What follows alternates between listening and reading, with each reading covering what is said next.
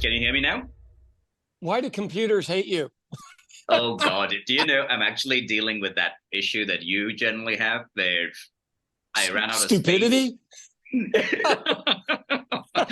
This wasn't my stupidity for once. It was me genuinely running out of space because of the amount of files I have on this one. Oh, Hmm. God. Man, and for people who don't know anything about that, I was the photographer at the 2016 Republican National Convention. And the shot of all shots was this radical right-wing radio guy getting beat up by a really skinny, about 5'10" um, Antifa guy right next door to the police chief who didn't help at all. And my phone was full and none of the pictures or video took. Yeah, the money shot. I missed the money shot. If somebody Yeah, just tuned in there, they'd be like, "Oh, these guys are directing porn." right. No, no. The best shot you can ever get in photography is a politician or somebody else getting what we would say just deserves or just Mhm. desserts either way. And I missed it. Yeah, damn it. I know. Crazy. Hey, that shirt looks familiar. What are you wearing there? This is your I shirt, know by the that way. guy. That's why I was like, I know that This guy. is your book. There you go. Instead of mentioning your book, I just thought I'll sit in the t-shirt. That'll that'll work. That'll work. So hey, so I love the what's the columnist name? The investigative columnist from the um, from the film. Stardust or something. I can't remember his film. That series was dynamite. It was a little long. I only made it through 2 hours. I won't lie. I had a hard. Well, I mean, you're used to the different accents, and I'm Mm-hmm. not. And some of those were a little more severe than others. So it was a Can little I tell you? taxing. The funny part is that I never noticed that till like I spoke to I think Alex and then you, where Yeah. the different accents of English in India. Oh, in You guys, America, in America as well. You guys same actually deal don't. here. You guys don't understand it at all. No.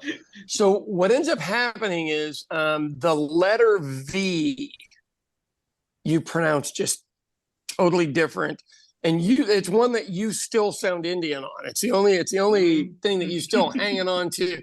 And my dad was that way in Gaelic. Like he couldn't say the word tree. He would call it a three. Mm-hmm. Real Yeah. strange, right? Or he said tree for three. Well, anyway, whichever way it went. And it was kind of the one thing that you turn around and go, oh, dang, you're not from here, are you? So are you familiar with Geronimo and then his father-in-law, whose name was Cochise? Mm-mm, I've heard of it, but not really. I'm not like familiar with the story at all. So since you lived here for a while, Geronimo, without a doubt, the most famous Native American warrior in history, um, Mm-hmm. lived in Lawton, Oklahoma at the Army barracks when he Okay. finally was either caught or gave up, whichever one it was. But his father was the inventor. His father-in-law, named Cochise, was the inventor of guerrilla warfare, which Ah. obviously he didn't invent it, but he was the first time when everybody was like, I don't know what keeps happening. They just keep coming and killing us.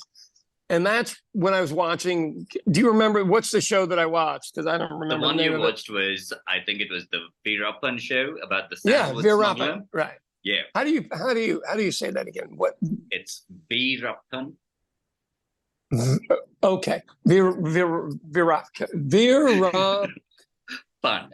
Because everybody said it different in the movie. Every single person said the guy's name different. Just say Sandalwood Smuggler and people would get it. Is it Sandalwood or Sandwood? Sandalwood. Sandalwood. Mm-hmm. Sandalwood. Okay. I got to be honest with you. That's what I watched the whole time. I was like, oh my God, this is the modern day Geronimo. And Mm-hmm. Geronimo, they just could not catch him. And he traveled, he's out in Arizona, New Mexico, all that area. And he traveled through the night. So if the Mm-hmm. cavalry really wanted to get him, they had to travel through the night, which was pretty dangerous if you didn't know the terrain. Yeah. pretty much the Yeah, same thing with this guy. He just moved around right. throughout that entire thing because that was his home, the Yeah. forest I mean, ranges. right. It was nothing new for him. It was just a day, but pretty impressive stuff. And the only other people I've ever seen try to go up against a large scale army or police force or anything like that would be Al Capone. So he is in pretty Mhm. good company with Al Capone, Geronimo, and Cochise. For those of you listening, Mhm. look up Geronimo and Cochise if you've never heard of them. The bane of the American military. I mean, literally just bane of American military. Enough so where he was a celebrity down in Lawton, and I'm pretty sure they let people pay a fee to go talk to him or see him or get photos and stuff. How crazy is that? Yeah. Okay, since explains because I did Google sandalwood and I was like, what is this? So they're fragrant oils for perfumes and everything. Oh yeah, like it's really expensive. Yeah. Like Huh. I think only the government can grow and harvest them here. It's legal. Oh I, dear I think Lord. I think Seriously? now you can apply for a license and own like a few trees, but a tree would be somewhere between say 25 to $30,000, like just one tree. Seriously? Wow. Mm-hmm. Dang. They extract the sandalwood oil and they make like soaps, perfumes, incense sticks, all Huh. of that, dude. Really Isn't expensive that shit. crazy? So that's what Wow. he moved on to once he ran out of elephants to hunt. Right. Yeah, Mm-hmm. I gotta be honest with you. I mean, pretty notorious guy for all the wrong reasons. Mm-hmm. But I mean, I I know we've talked about this before. The Spanish, if you had tobacco seeds, it was a death sentence. So tobacco is how we Mm-hmm. built America, were the fees off of tobacco. And so I would say, evidently, your version of sandalwood, ours was tobacco over here. Mm-hmm. Wow. God, that's crazy. And so what was the actual power struggle? Is it he just assumed because it was natural, it was his? And the power Yeah. struggle was these guys were trying to go, no, no, it's ours. And he's like, no, it came out of the ground. It's everyone's. Because Mm-hmm. that's what it looked like. That was the basis, the foundations of it, where he was like, okay, this is the forest. Why am I not allowed to do all this crap type shit? Dude? That's how he started off. And Right. anytime he got pushback from like the police or the forest officials, it just turned into a violent little escapade of his. Yeah. I mean, he was good at it. And then the one guy that had the affair with his sister that he cut his arms off, burned him, cut his Oh head yeah. off for a souvenir and shit. Yeah, I didn't Uh, see that because I was like, really? Like you took the head as a souvenir? right. But the deal is you do something so horrific, you out horrific everybody. Mm-hmm. I mean, Yeah. I understand the psychology behind it. So Yeah. wow. Yeah, it was fascinating. And then really, it was a little slow. So Mm-hmm. but I understand what you're talking about. Now, those are the in-depth interviews, which I don't know how many Americans can watch 4 hours of. But I here's know. my favorite part. My favorite part of the whole thing is that guy's wife stood beside him through everything. She was like, "Yeah, he was great. He wouldn't kill you as long as he could trust you." I know. Like she said it so nonchalantly, like, Yeah. yeah, that was him. Wow. My husband type shit. Yeah, I need one of those. Wow, that was impressive, if nothing else.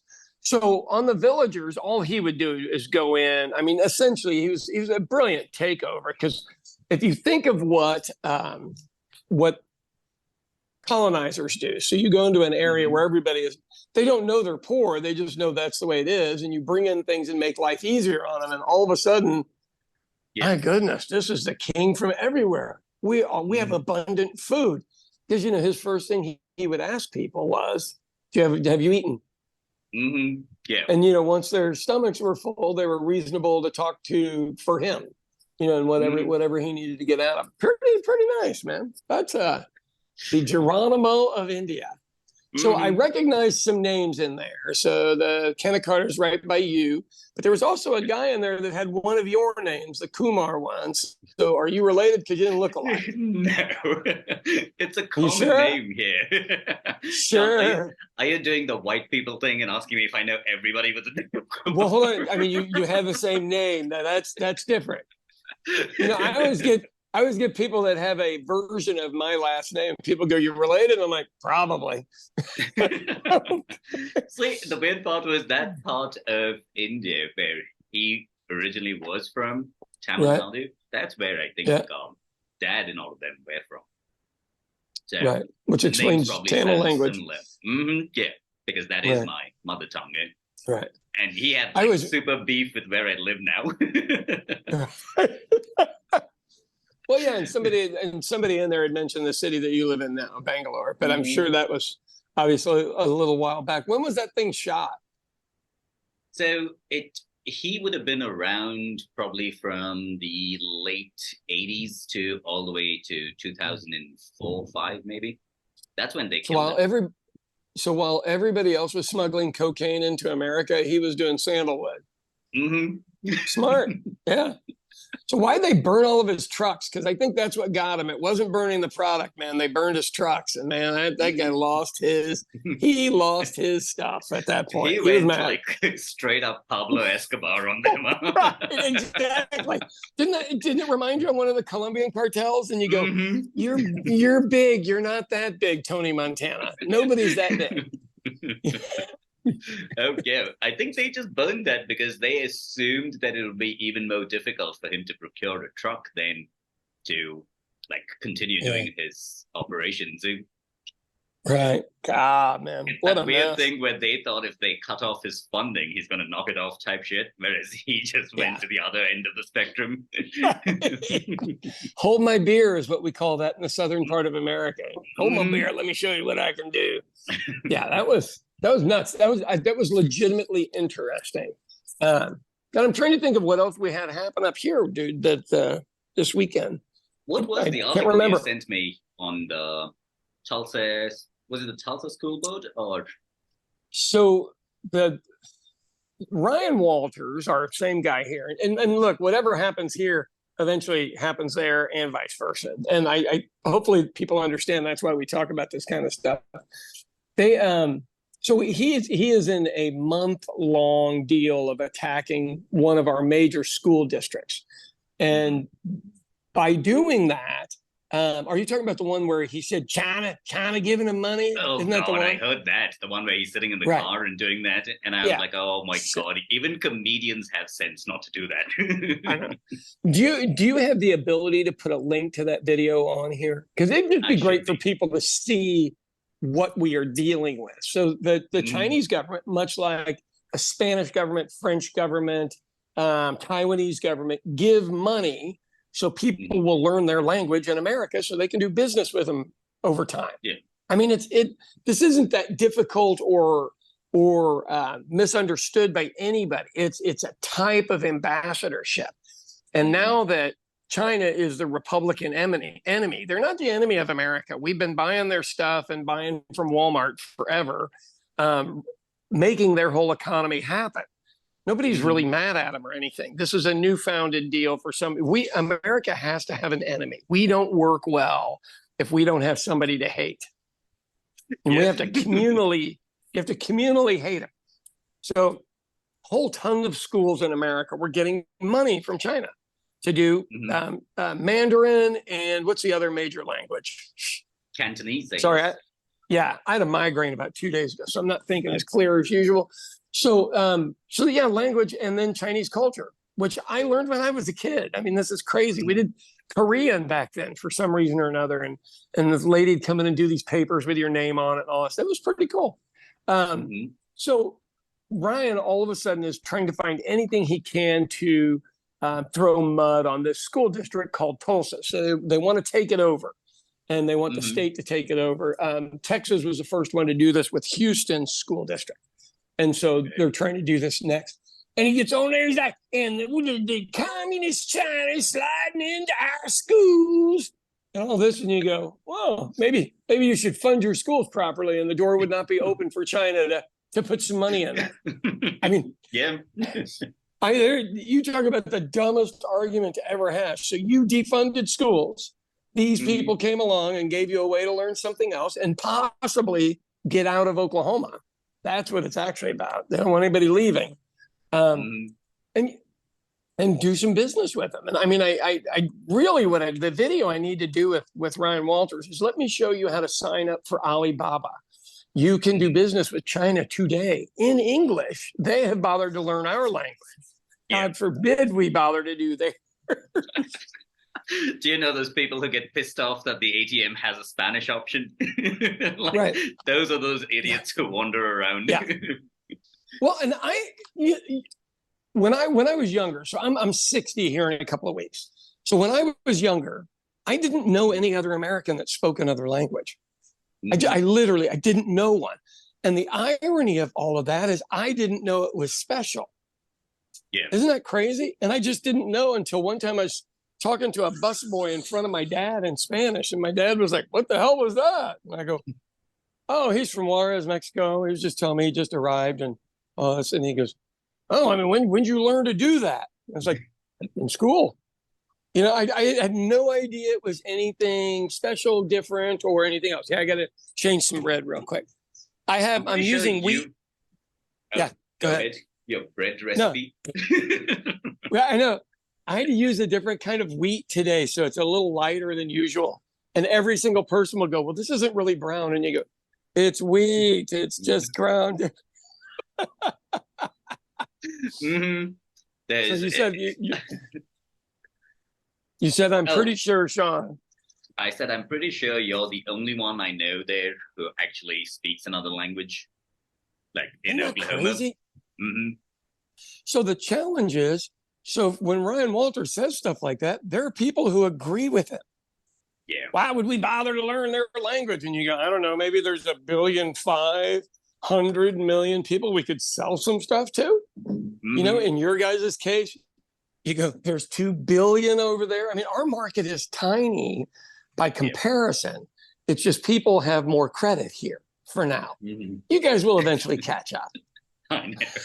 Do you know there's like there's a really nice, I don't know the name of the show. It's Australian, where they're having like a meeting. It's similar to like a Yes Minister, but it's the Australian version of it. Right. Where they're sitting in this meeting and the defense minister wants like, I think he wanted something like 150 billion for taking care of the military. So the prime minister asked him, so what region are we focusing on?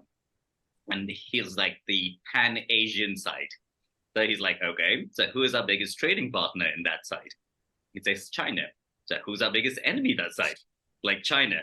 You're like, you see how you're losing me in this conversation? Right. Welcome to the Irish-English conflict right there. So the English bought over 30% of our export products. Mm-hmm. And then we hated on them all the time. And you go, okay, then you have to find out a way to not be dependent on them.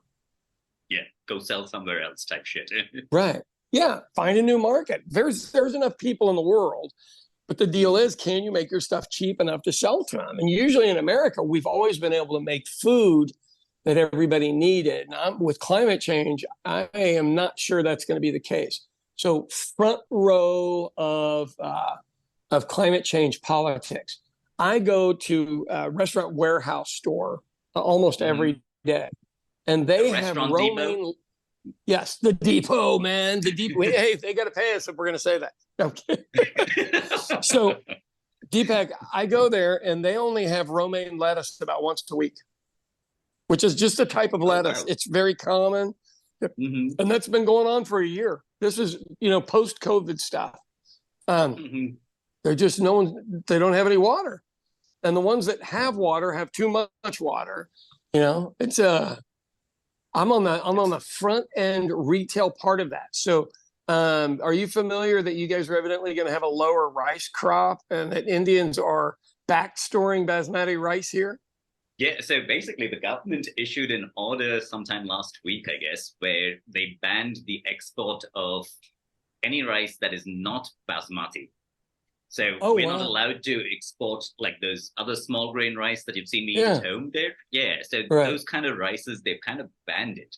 So what happened is that all the stores in the US, the Indian store included, the one that we go to, they put up signs that said only 2 bags because everybody was buying all the non-basmati ones because that's what they eat on a day-to-day basis.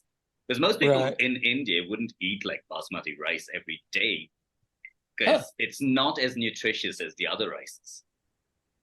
Well, I did not know that. It's the best rice in the world. I will grant you that one. Yeah, it really is. I mean, it's okay. Yeah, that's the weird part. So now they basically can't export it, and I think they're keeping it here so that there is no shortage in the future. Wow, yeah, that's smart. I mean, you guys are on the cusp of how many times have we discussed how are you going to feed all those people? I know. Holy crud!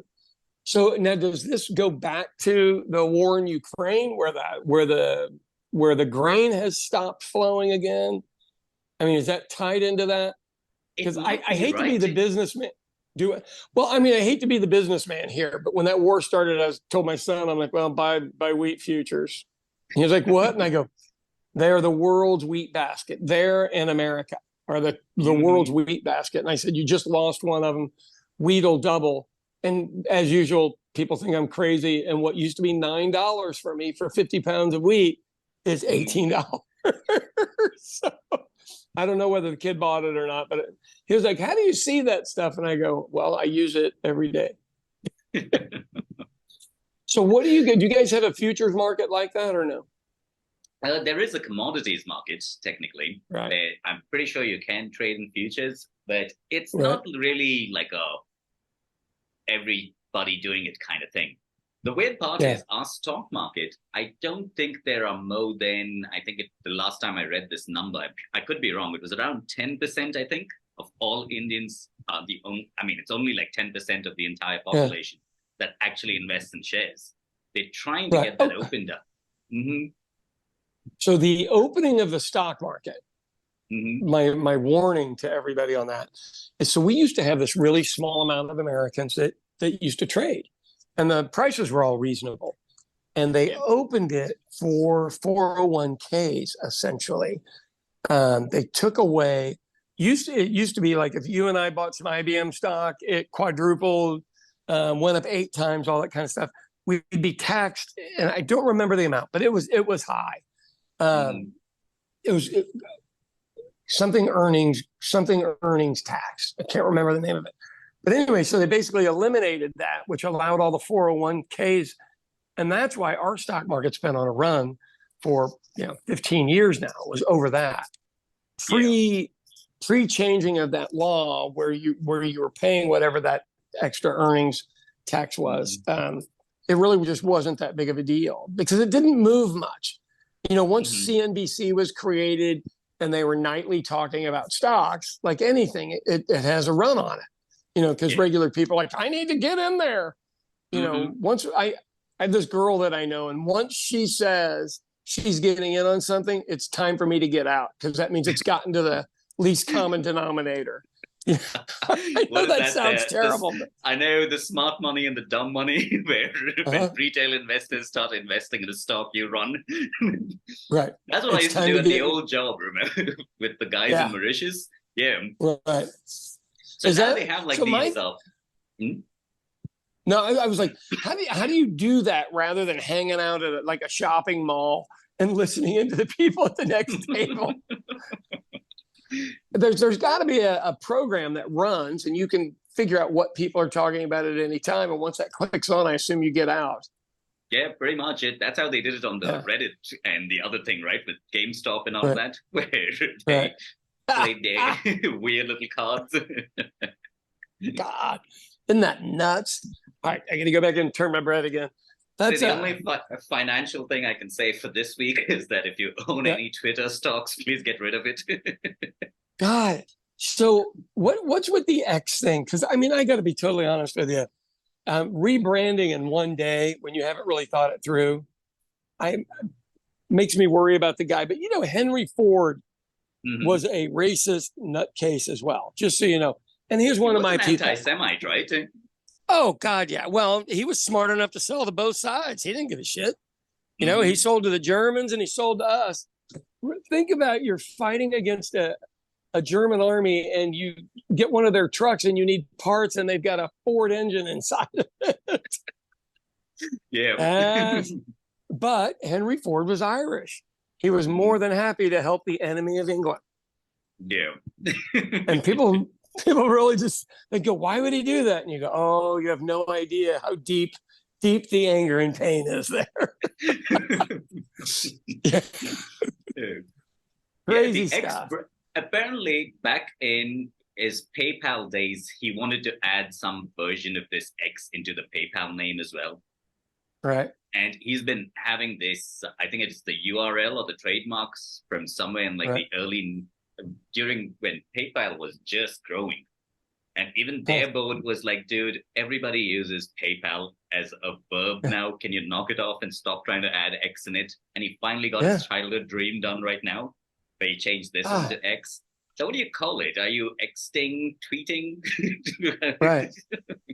I just, my thing is okay, I made a lot of money in my early 20s. And I bought everything I ever wanted to own. And what I wouldn't give to have 15% of that money now. And with him, you go, dude, Tesla's not always going to be the coolest car. Everyone's stealing your designers just like they do everywhere else. You get a wine vintage that comes out great out of a specific hill area in Sonoma County, California. They only get one vintage. The next year, you're selling your reputation from the previous vintage. It's not the same. And I just don't understand the lunacy of where he's going. But he didn't make Tesla. He hired engineers and designers. That's who made it. So that's the same problem I have with Steve Jobs as well. It was his engineers who he just walked into a room and was like, dude, I want all of these fucking CDs on this damn phone. Get on it. Right. Can you make it or not? If you can't make it, I gotta find somebody else. Right. It's puzzling to me, and it's almost like we're slowly watching this demise. And does it matter? No. Is he great at cars? Yes. Will he make rural America battery operated rather than electric operated? Yeah, and they need it. When their electrical lines go down in rural America, there's nobody to come fix them for weeks. Oh, yeah. Yeah, so get a Tesla battery system in your house. That'd be great. He's solving real problems here that probably are able to be used in Western Europe and more affluent countries. But he's not invent something phenomenal for the billions living in misery as climate changes. That's what I'd really like to see is invent something to help billions. On the bright side, Tesla is coming to India. Get out, seriously? So now usually I'd have to look for a BMW or an Audi to figure out who that dick in the restaurant is. Right. now I have to just look for the Tesla. Because it would be all these mouth-breathing morons to prove a status symbol point would go buy that damn thing without knowing anything else. Right. Well, have you ever driven one? Yep. David. They are, David Glover's. It's the fastest damn car I've ever ridden in my life.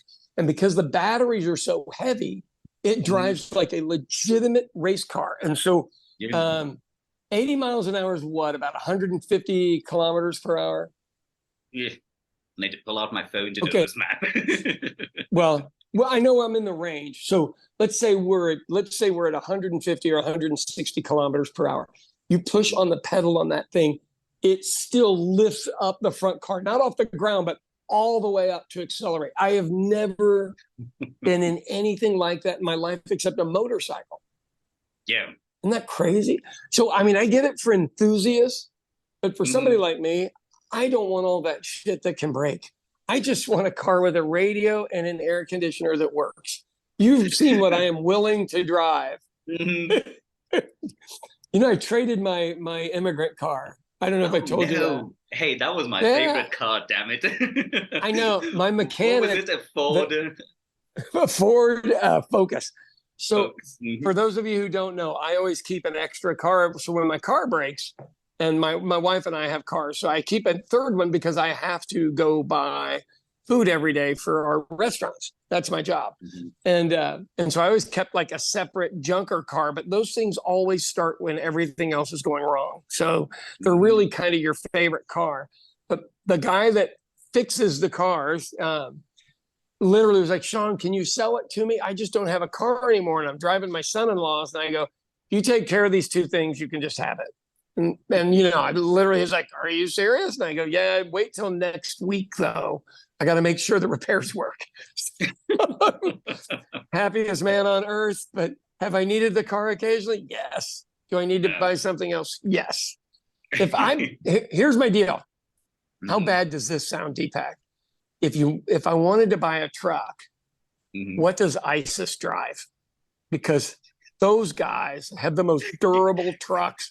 Can I tell you, I keep eyeing the Toyota cars even in India because I'm like, we should get a Toyota. I still see them on the ISIS videos. Right. If it can last out there and nobody knows how to repair them or anything else, you're in the middle of nowhere.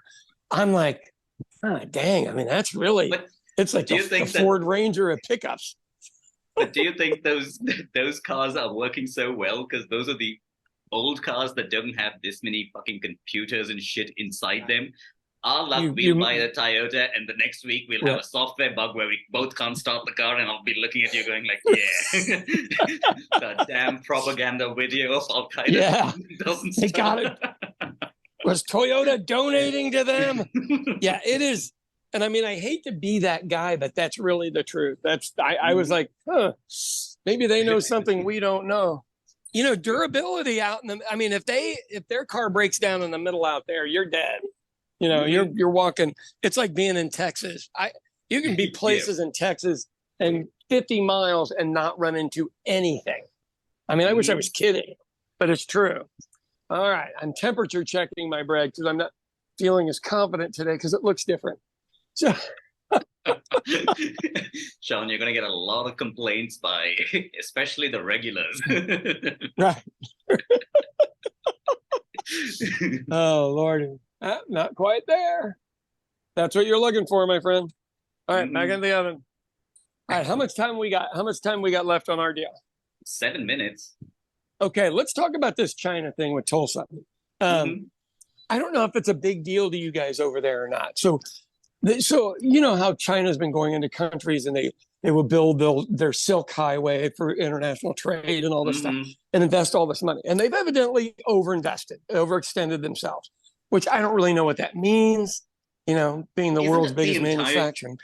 Isn't the entire banking system just made up numbers at this point? Nothing is backed by gold. So if China is overextended, it's probably some dude who has to just type in one more zero in his computer and it'll be fixed.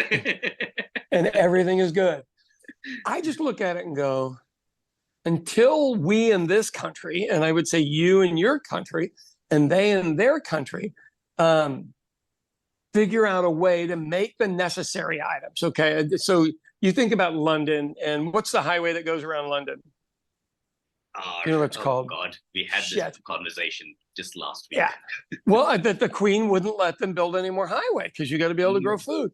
I don't know. I mean, I think COVID taught us in America that we have to protect certain industries because if we're waiting for them to make enough masks for them to be able to make ours, we've probably lost something there. And I don't, you know, I mean, I'm just it was a pretty good example of how bad things could go. Now, you guys still have a manufacturing base, but you still can't put out 2 billion of them.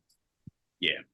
That is true. You know, I mean, by the way, you that just is said too the many M25. I had to look it up. Ah, there you go. Okay. But the same difference here, and I think sooner or later we have to start looking at that of what do we do for protected industries, because we gave all of our pharmaceutical we had China do it because it was cheaper, and then they became better chemists, and they were also the ones selling us back fentanyl that we taught them how to make.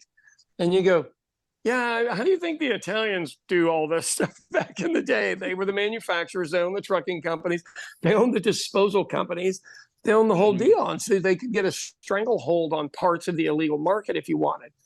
The trading partners and knowing another language, the language thing is what kills me on this because we look so ignorant. Even whether they're paying for it or not, we need to be able to speak Mandarin. And there needs to be some Americans that speak Tamil that are not rich. You know what I mean? We get your really well-educated physicians and engineers over here. Yeah, they're not generally the trading partners with India. You got to have people that understand shipping and understand how to get in and out of a port, who to bribe, all that shit. So I don't understand. I mean, I do understand you stay in power by making all your people afraid. And then you're the person that goes and talks to the other clans or tribes or whatever you want to call it. But yeah, this was a low point in American politics on the China giving money to our schools. We got kids showing up to school that haven't eaten, for God's sakes, and we're worried about that shit. So is he my putting rant. on an accent these days because he sounds more and more Oklahoma, or is that because I've been away from Oklahoma long enough, but now I'm noticing the accent? I think you've been away long enough, because I don't realize I have an accent until I go home. I'm going home today, so I'll be in Kansas City today for a funeral, and I will hear about it for days. Yeah, for days. No, yeah, I'm at the age now where childhood friends are dropping like flies. Literally, they're just you'll be there, So, and it's really, you want to go back and see everybody, and you're there for a funeral. It's okay. Yeah, it really is. By the way, on our usual positive note. Yes. What do we on our usual death and disease kind of funeral? Right. Hey, do we need to talk to Bustelo Coffee again? No. By the way, we're not endorsing products anymore, Sean. Right. They better pay us.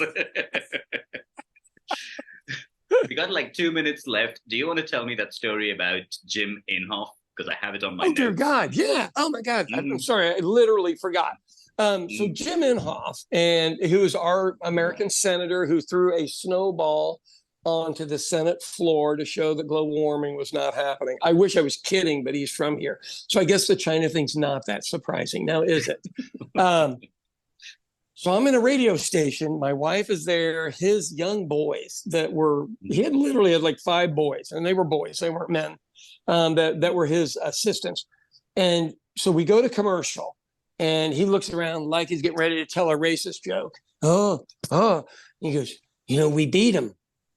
And all of us were like, yes, Senator, what do you mean we beat him? And he hadn't been able to remember the announcer's name, anything going on. I mean, it was sad, literally sad. And then he goes, we got it down to a number, and I don't remember whether it was 15 or 20, down to 15. And we're like, what'd you get down to 15? And he goes, when that damn Al Gore was up there, he had climate change. Number one, it's a thing that was being talked about in the world was climate change. And we got it down to 15. And I was dumbfounded. And I have witnesses that were in the room that a U.S. senator basically admitted to knocking it down to there. And then what do you do with that information? No one's going to believe me if I say it, because nobody's in there recording it. And we got a bunch of leftist liberals doing this stuff.